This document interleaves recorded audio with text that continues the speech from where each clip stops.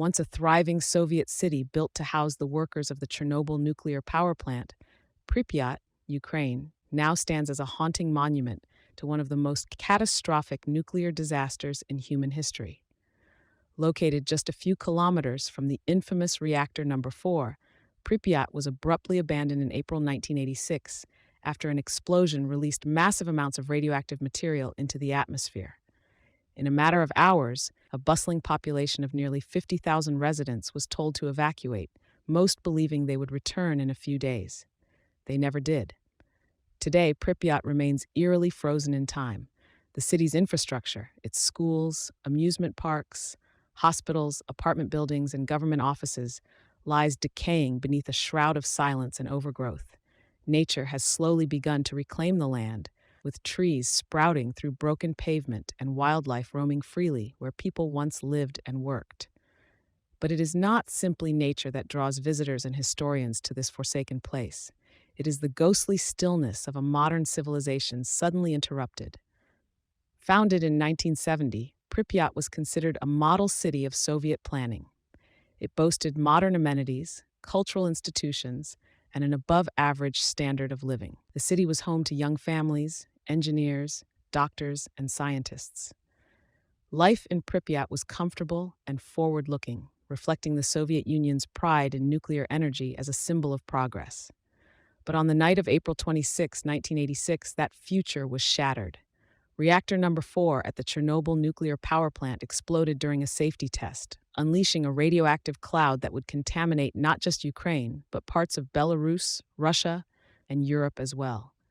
The evacuation of Pripyat began 36 hours later, too late for many who had already been exposed to dangerous levels of radiation. Residents were given just a few hours to gather belongings. Buses lined the streets while loudspeakers announced the temporary resettlement.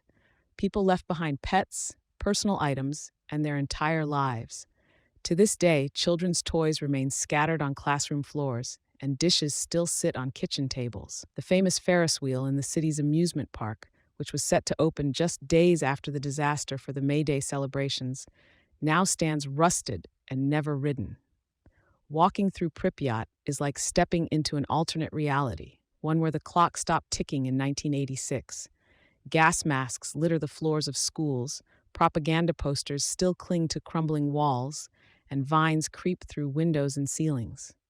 The ghost town has become a symbol of post-apocalyptic imagery and has inspired countless books, video games, films, and documentaries. It's a place where the physical remnants of an abandoned society provoke emotional and philosophical reflection on human error, technological hubris, and the fragility of civilization.